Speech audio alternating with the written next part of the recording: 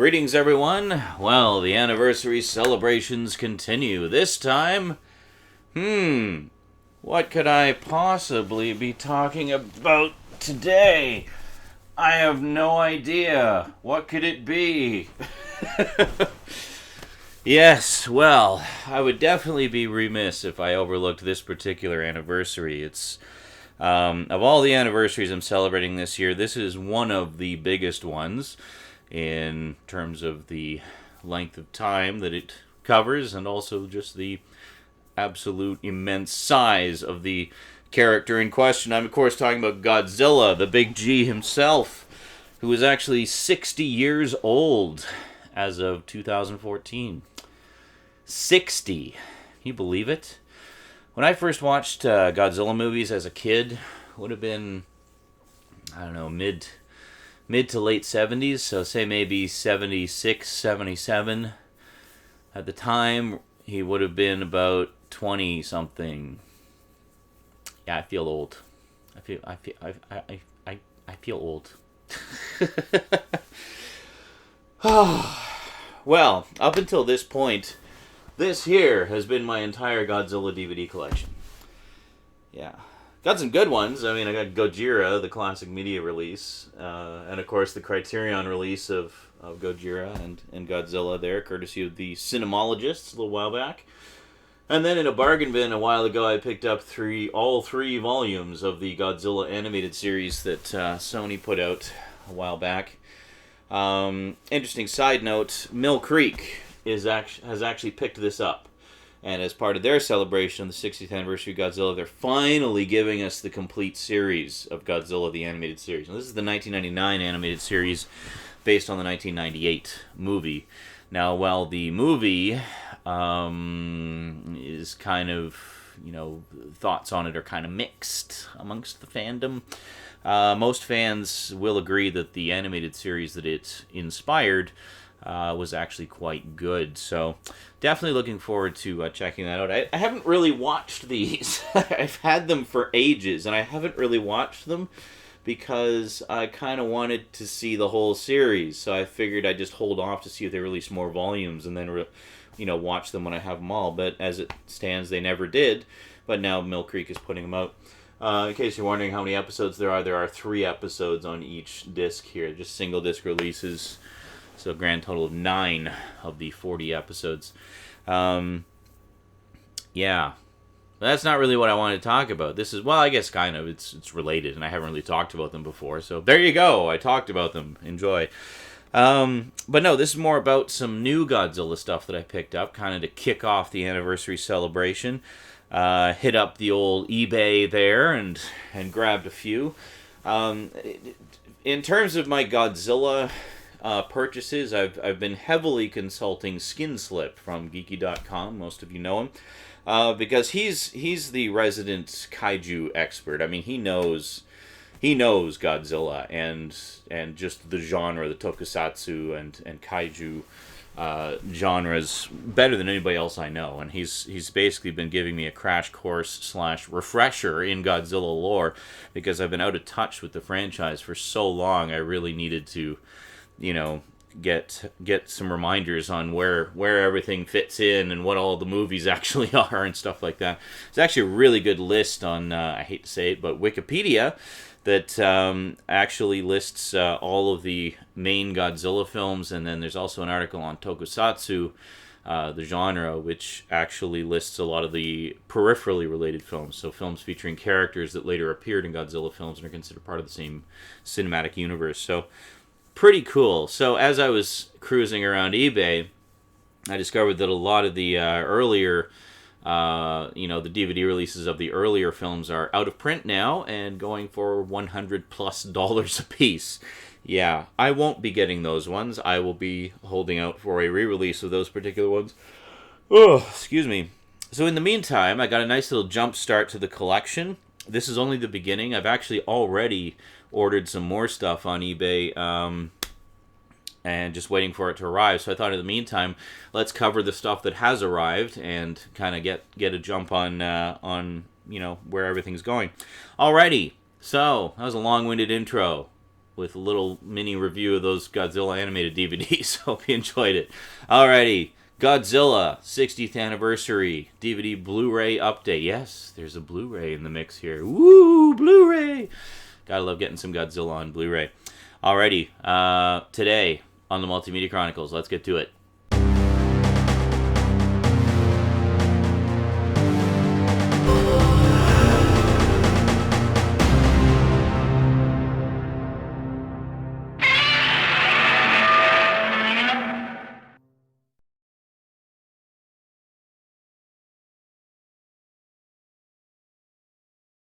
Welcome back. Alrighty, so I guess we'll go kind of in chronological order here. The first one, and certainly not the least significant, you may have seen this one kicking around for a while, actually from the same folks who brought us this release. They put out a bunch of the other Godzilla movies and some of the other related ones on DVD in similarly deluxe editions, and then they put out a box set. However, this is the re-release of the box set. I thought it was going to be the main box set. If we just take a look, I'll see if I can find some pictures. This is what the original box set looked like, which is, you know, at a glance, looks pretty much the same. But then, when you open this one up, I mean, check that out. You get all the poster art on the you know, individual disc sleeve or disc cases, and you get poster art for all of them, and yeah, so it's kind of disappointing. I didn't even know there was a re-release until I ordered this. Got this on eBay for about $25, brand new, factory sealed. Quite a nice deal, but it is a re-release. It's not a bootleg or anything. It is official. It's an official re-release. There's no question about that. It's just, I guess, a more budget version. So the nice thing about it, though, just sort of put into two keep cases. The nice thing about it, though, is you do get all of the actual discs from the original release. So it's all the content is there. The only thing you're missing is the packaging. So all in all, it's quite a good, jump start to the collection. All told, you have 7 movies here. I should say, for those who are unaware, generally the way the Godzilla timeline is divided up is into 3 separate eras. You have the Showa era, which is the original Godzilla series, which ran from 1954 to 1975. Then you have the Heisei era, which ran from 1984 to 1995. And then finally you have the Millennium era, which ran from, what was it? I think it was 1999 to 2004 or something like that, thereabouts. So now it's been about 10 years. We've got the new film coming out this summer. So I don't know what they're going to call this era, but I'm pretty sure this is going to be the start of the 4th era of Godzilla. So it'll be interesting to see how things develop from here. And then this is the second set here, which has, each one has 4 discs in it, as you can see. The reason there's 7 movies instead of 8 is I guess they just wanted to put 4 discs per case, and Gojira is actually a 2-disc set. It's actually the exact same discs that are in this set here, so quite nice. So anyway, this particular set contains 7 of the 15 core films from the Showa era. Specifically, you've got Gojira and the English version, Godzilla King of the Monsters, Godzilla Raids Again, Mothra vs. Godzilla, aka Godzilla vs. The Thing, Ghidorah, the three-headed monster. American version is just Ghidra, the three-headed monster. I don't know why they dropped the O, but they did. For the longest time, I always knew him as Ghidra. Then you got Invasion of Astro Monster, aka Godzilla vs. Monsters Zero. All Monsters Attack, aka Godzilla's Revenge. And then you actually have the final movie in the Showa era from 1975, Terror of Mechagodzilla. Yeah, so essentially, in this set, which you can get for under $30, including shipping, you're getting the beginning, some of the middle, and the end of the Showa era. So this quite nicely represents a good chunk of the classic era of Godzilla, which is pretty cool. Then we get into the Heisei era. Actually, before we get into the Heisei era, let's go kind of into the middle of the Showa era, because, or no, I guess no, this would be between eras, technically speaking. but when it was enjoying popularity over here in repeats, and there was a Shogun Warriors action figure and a Marvel comic book, and then good old Hanna-Barbera brought us Godzilla, the animated series, featuring Godzuki. Can you see, is Godzuki on there? Yeah, Godzuki right there. It was kind of like the the Saturday morning version of Minya, the the son of Godzilla, but not quite. And the interesting thing about this cartoon is, while they got the rights to use Godzilla, they didn't get the rights to anything else. So they got the rights to the name and sort of the general look of the character. They don't have the Godzilla like roar, like the trademark roar. And a lot of the monsters, like the giant monsters that appear in the show, bear striking similarities and resemblances to famous monsters we've seen in the movies, but they aren't quite those monsters. Even Rosie actually pointed it out to me, because the very first episode on this is one called The Firebird, and it's basically with this giant pterodactyl type thing born out of a volcano. Sounds kind of familiar, doesn't it? Yeah, a little bit of Rodan there, maybe. Yeah, so then Rosie and I watched Ghidorah, the three-headed monster, because I thought that was a good one to introduce her to. I was the same age as her when I first discovered Godzilla, and so we watched Ghidorah, the three-headed monster, which of course has Rodan in it, and she says, first thing she asked me is like, "Is that the Firebird from the cartoon?" And so I had to explain to her. I said, "Well, I think the Firebird was based on Rodan, but I don't think it's the same one. But you're right; they're very, very similar, almost identical." So I gather that it was some kind of rights issue. I mean, Toho is very protective of their properties, and I think it was simply a matter of they got the rights to feature the character in the cartoon, but that's as far as it went. So, and then, I mean, a lot of the other monsters in it don't even have names. They're just referred to by what they are. I mean, like you have the Firebird and the Earth Eater and the Stone Creature and the Megavolt Monster. Like, they're all very generically named and stuff like that. But for me, growing up, this was like the thing, the Godzilla thing that I watched the most of.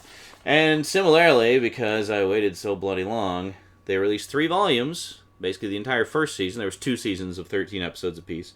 They released the entire first season across 3 volumes. You can get the first 2 volumes fairly cheap. In fact, I've got Volume 2 on the way already. Volume 3, I guess, had a huge, incredibly low print run again, and basically goes for about $400 now. Or maybe $100, but it's way more than I want to pay for it, so screw that. Anyway, so I like watching that. I mean, it's cheesy, but it's good wholesome family fun, and Rosie really likes it, so can't complain there. But yeah, I was going to say the reason I wanted to start with Ghidorah, the three-headed monster, as far as introducing Rosie to Godzilla, is because it's the first one where Godzilla is more of a hero. It's getting into the period where Godzilla was the protector of Japan, fighting against all the other evil invading monsters.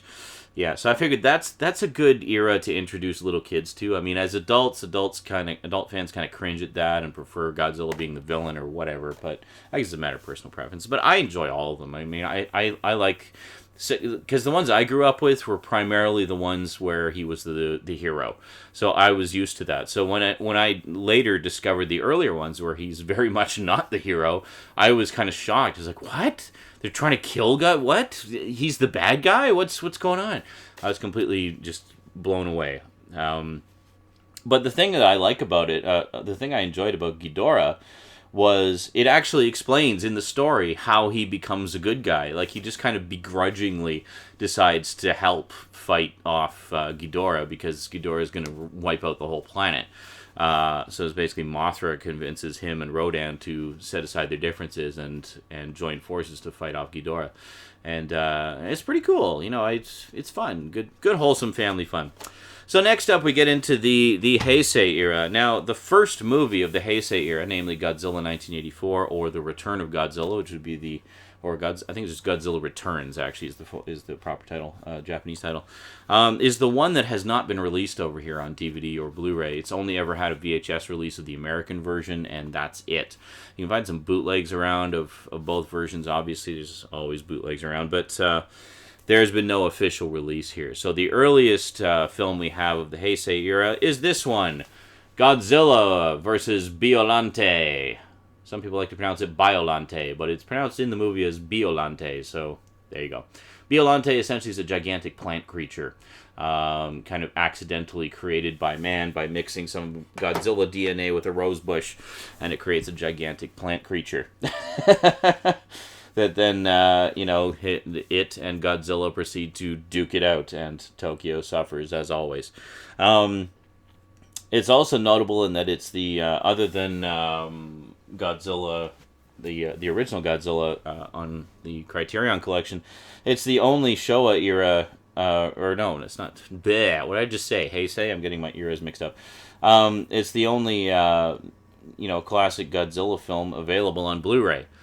There are some more coming out. There's we got King Kong versus Godzilla and King Kong Escapes coming out on Blu-ray, I believe, in March. And then, so that's another Showa era one and kind of spin-off sequel that doesn't feature Godzilla, but the first one features Godzilla, obviously, King Kong versus Godzilla. And then in May, we've got Ibira, Monster of the Deep, also known as Godzilla versus the Sea Monster. You've got Godzilla versus Hedorah, also known as Godzilla versus the Smog Monster. And Godzilla versus Gigan, also known as Godzilla on Monster Island. So, really looking forward to those. Godzilla versus the Smog Monster, well, I'll talk about it more when the Blu-ray comes out, but Godzilla versus the Smog Monster is one I most remember from when I was a kid, because I actually saw it in a matinee theater showing, and it was the first, I think it may have actually been the first Godzilla movie I ever saw, to be perfectly honest, because I had been watching the cartoon for a while, but I'd never seen any of the movies. And I think that Godzilla vs. the Smog Monster may have been the first one I saw, now that I think about it. So definitely looking forward to checking that one out, because I don't think I've actually seen it all the way through since I saw it in the theater when I was 8 or 9 years old. So pretty cool. Definitely looking forward to that. And then finally, we got one selection from the Millennium era. I was told that if you're only going to get one, this is the one to get. We've got Godzilla, Mothra, and King Ghidorah, Giant Monsters All-Out Attack. This is just a spectacular giant monster bash-a-thon. So much fun. So much fun. Also notable in that it's the only movie in the entire history of the franchise in which King Ghidorah is actually the hero of the movie. Yeah, Godzilla is very much the threat, and Mothra, King Ghidorah, and Barugan all team up to stop him from wiping out all of Tokyo.